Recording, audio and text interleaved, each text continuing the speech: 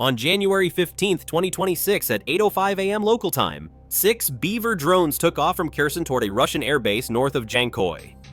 This base housed several rare B-12 aircraft considered the crown jewels of the Russian Air Force, expensive symbols of an army that in its arrogance deemed itself invincible. But the Russians, those invaders who have been soaking Ukrainian soil in blood for years, had no idea what inferno was coming their way. A Russian Tor M2 battery system just 12 kilometers away detected the drones immediately. The radar operator stared at his screen where 6 contacts appeared like ghosts out of nowhere. What he didn't know, 6 drones against 16 missiles, the odds looked catastrophic.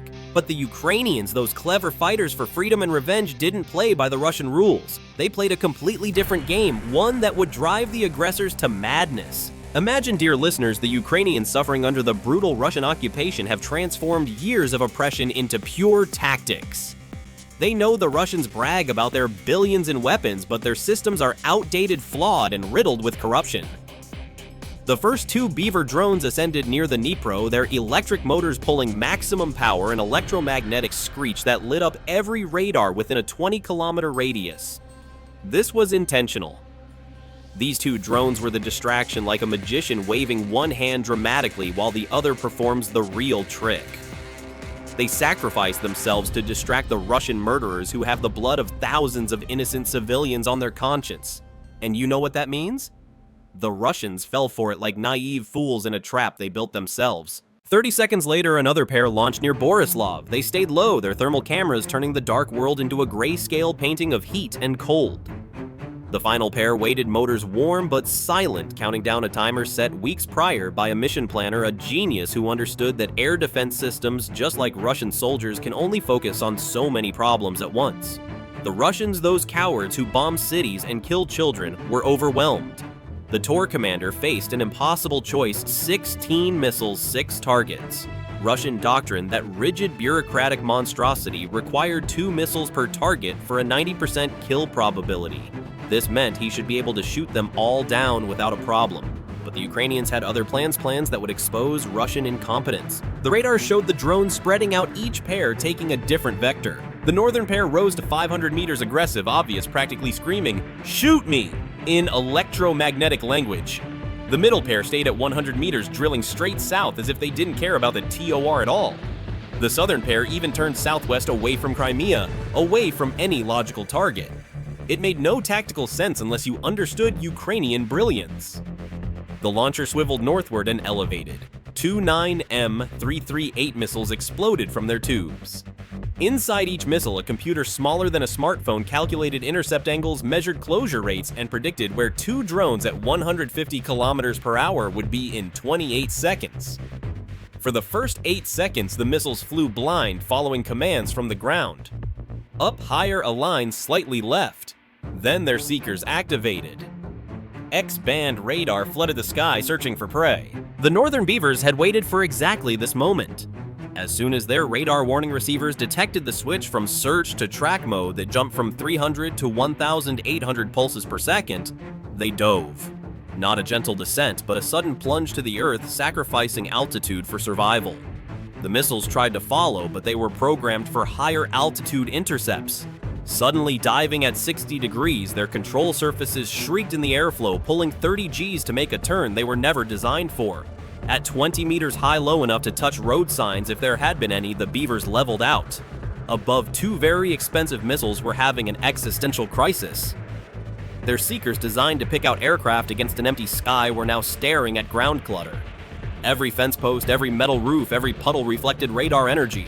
The Doppler filters tried to separate moving objects from static ones, but at Mach 2.5, the missiles were moving too fast to process the return signals.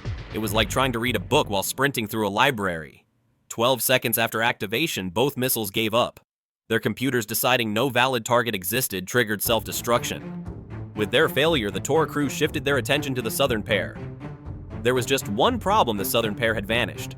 Not literally, drones don't just disappear, but to the Tor radar, they might as well have teleported. The southern pair had done something boringly brilliant: they had found a gap. The Tor radar sat on a slight elevation, giving excellent coverage to the north, south, and east. But to the southwest, a gentle valley created a radar shadow starting 3 kilometers from the battery. This works because every radar has blind spots. places where terrain, the curvature of the Earth, or simply the physics of electromagnetic waves create shadows. The drone operators who had spent weeks studying satellite photos and elevation maps had found this gap. It was only 400 meters wide at ground level, narrowing as it rose. Above 50 meters, the tour could see everything. Below 30 meters, trees and buildings created their own problems. But between 30 and 50 meters, for exactly 400 meters of lateral space, that is horizontal distance from right to left, the tour was blind. The southern pair threaded this needle at 35 meters altitude. Their operators flew by GPS coordinates memorized like a prayer. One miscalculation, a gust of wind pushing them 200 meters left or right, and they would pop up on the TOR screen like neon signs.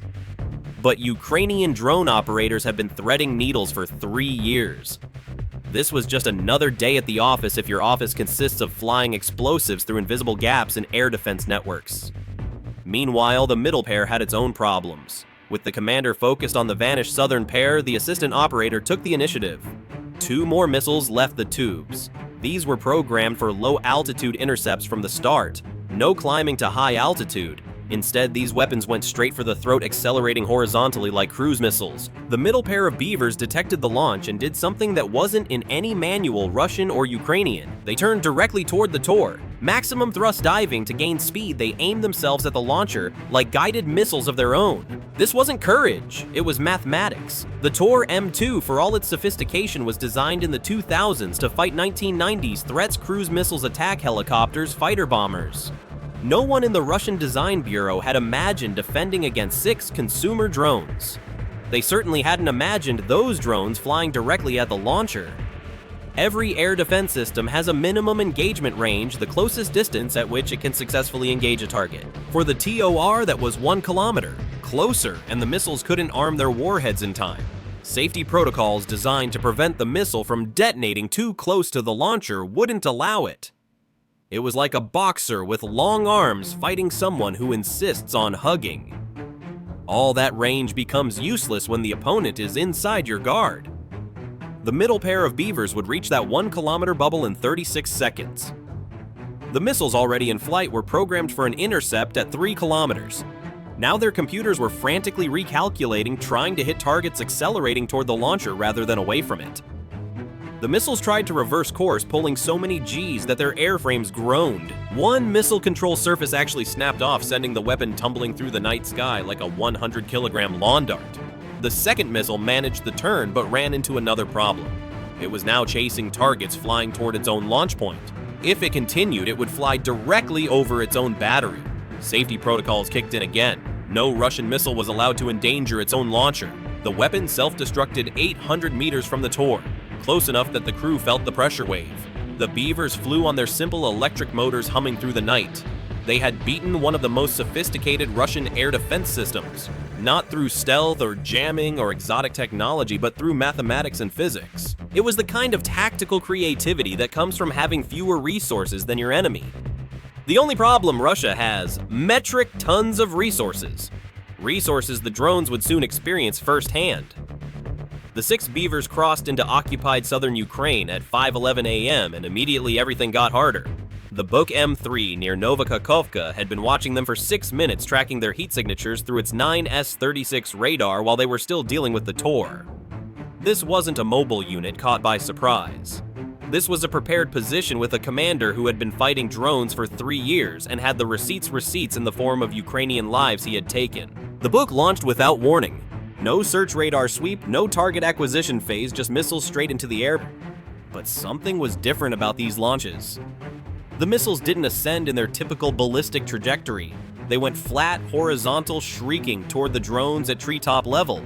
The Buk was using its party trick track via missile, where the missile itself became a forward radar relay extending the battery's vision 40 kilometers beyond what ground-based systems could see. Imagine that the missile is flying towards you at Mach 3, and while it does, it paints you with radar and tells the ground station exactly where you are. It is Hunter and Scout combined, a 700-kilogram flying radar station that ends its mission by exploding in your face. The Ukrainian operators watching through their video feeds had exactly 18 seconds to find a solution, or their drones would become very small pieces of very expensive carbon fiber. The lead Beaver operator spotted salvation in the form of a grain silo, one of those massive concrete towers that dot the Ukrainian landscape like industrial mountains. The drone dove hard, sacrificing altitude for speed, aiming for the narrow gap between the silo and its loading facility. The missile tried to follow. Its seeker locked on, transmitting position updates every tenth of a second back to the book battery. But missiles designed to destroy fighter jets weren't built for urban obstacle courses. The missile exploded into the terrain below, sending a plume of smoke into the air. Through the smoke, 5 beavers emerged. One had been caught by debris. A piece of steel as big as a refrigerator had grazed its wing, sending it cartwheeling into a field where it exploded in a disappointingly small fireball. But the drones wouldn't grant the Russians even that small victory. The Buk commander stared at his screen with the expression of someone who had just been cheated at cards but couldn't prove it. His system could track 36 targets simultaneously, engage 6, and had a response time in milliseconds. But the Beavers weren't playing by the rules he had learned in air defense school. Here's where it gets exciting. The 3 drones crossed paths not just close to each other, but actually crossing. Their radar returns merged into one blob before separating again. The Buk computer trying to maintain individual tracks had to constantly recalculate. Is drone A now on the left or the right? Did B go high or low? The processing lag was only 1.2 seconds per recalculation. But when tracking 5 targets swapping positions, that meant 3.6 seconds of confusion every 7 seconds. It was like following the shell game where the shells move themselves. That was when they broke out something that should have worked. The Buk M3's electro-optical backup system was excellent in daylight. At 5:20 a.m. in the pre-dawn darkness, it could barely distinguish the drones from the morning mist. The thermal imaging mode could pick up the Beaver heat signatures, but only at an 8-kilometer range. By the time the drones appeared as faint white dots against the cold ground, they were already inside the minimum engagement circle. The Buk went into mission silence as they flew past. Not broken, not jammed, just acknowledging defeat with professional dignity. The commander radioed his report: 5 UAVs continuing south, unable to engage due to technical limitations. Technical limitations, military speak for they outsmarted us. But Russia planned for that. At 5:35 a.m., the drones entered the world of the S-400, and the S-400 didn't play games. This system was designed to knock ballistic missiles out of space to reach out 400 kilometers and erase anything that flies. Its 92 N6E gravestone radar could track a golf ball at 200 kilometers, and its 48 N6DM missiles could pull 20 Gs while traveling at Mach 14. Fighting drones with an S-400 was like hunting mosquitoes with a sniper rifle, overkill, but lethal if it hit. The S-400 at Jankoi, however, had a problem. A ridiculous, embarrassing classified problem that some programmer had created in 2007 and no one had fixed. The system's velocity gate filters the software that separates real targets from birds, and weather was hard-coded to ignore anything under 100 kilometers per hour. Not adjustable, not overridable, burned into memory like a college tattoo you can't afford to remove. 3 drones slowed down to exactly 95 kilometers per hour. To the billion-dollar brain of the S-400, they ceased to exist.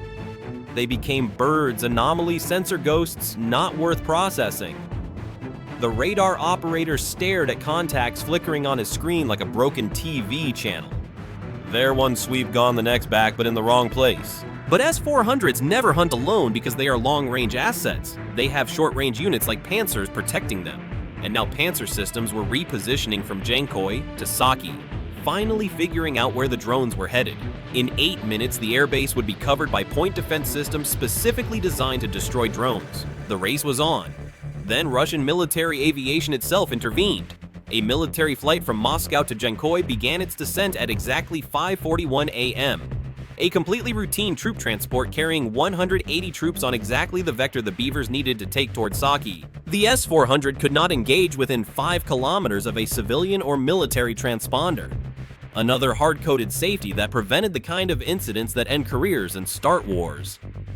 The 3 Beavers tucked themselves behind the airplane's approach path like ducklings following their mother. Not close enough to be dangerous, but close enough that any missile engagement would trigger every safety protocol in the Russian air defense network. For 8 glorious minutes, they had a bulletproof shield made of liability lawyers and international incident prevention. The Russian air defense commander screamed into his radio, demanding the flight be diverted. Air traffic control screamed back that you can't divert planes without cause. The Russian pilots wondered why everyone was screaming at them when they just wanted to land on time. By the time everyone stopped screaming and started thinking, the Beavers had cleared the S-400 engagement zone and were diving toward Saki at maximum speed. Behind them, the flight continued its approach and landed safely, completely unaware of the crucial role they had played in getting through Russia's air defense network. But during those 8 minutes, the Panzers had made the 20-kilometer trek north to Saki. The Panzer S-1 arrived in Saki at 5:46 a.m., its crew still trying to fold out the stabilization jacks while the radar was already searching for targets. This is not how you're supposed to deploy an air defense system. The manual called for 5 minutes of setup time, leveling the vehicle, calibrating radar, warming up fire control systems. They had maybe 90 seconds before the Beavers arrived. Forget the jacks, the commander decided. We fire from the wheels. Firing from the wheels meant 60% accuracy at best. The vehicle would rock with every cannon shot. The radar would lose fine track and the missiles wouldn't guide properly. But 60